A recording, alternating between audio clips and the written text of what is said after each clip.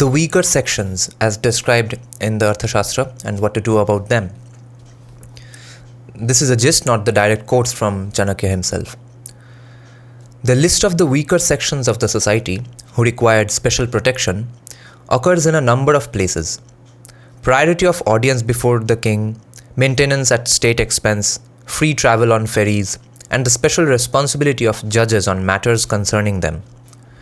The list, with minor variations, always runs Brahmins, ascetics, the minors, the aged, the sick, the handicapped, the helpless, and women.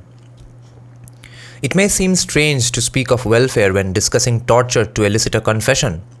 Nevertheless, the list of persons who are not to be tortured is interesting.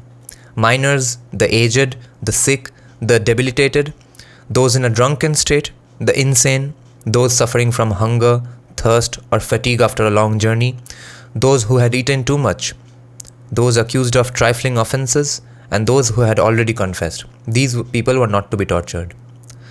The restrictions on torture of women, particularly pregnant women, have been cited earlier in some earlier videos. Some aspects of the welfare of women referred to earlier are spinning work to be given to handicapped women and taken to those who did not normally leave their houses, protection of women slaves from exploitation, punishment for rape, and protection of prostitutes against exploitation and physical injury. Protection of children is emphasized, especially in the context of slavery and bonded labor.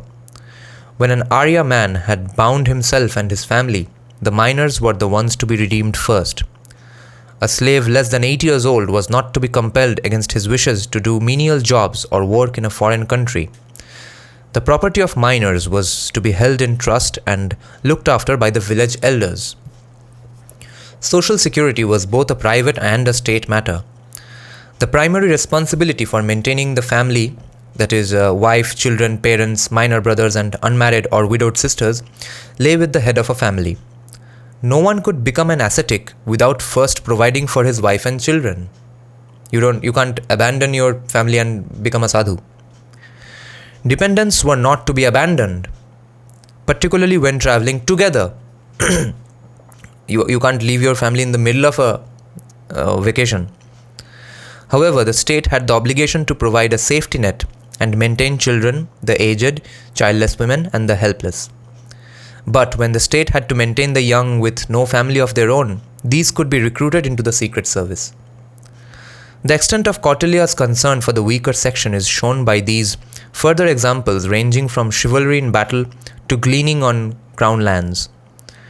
When the enemy fort or camp was attacked, the following were not to be harmed: the non-combatants, the frightened, and those who surrender, fall down, or turn their backs. They are not to be harmed.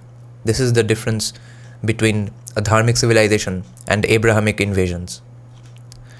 Mendicants and village servants were allowed to glean the grain on crown lands after the harvest. Even in times of distress, handfuls of grain could be taken for worship of gods and ancestors, for charity, or for cows.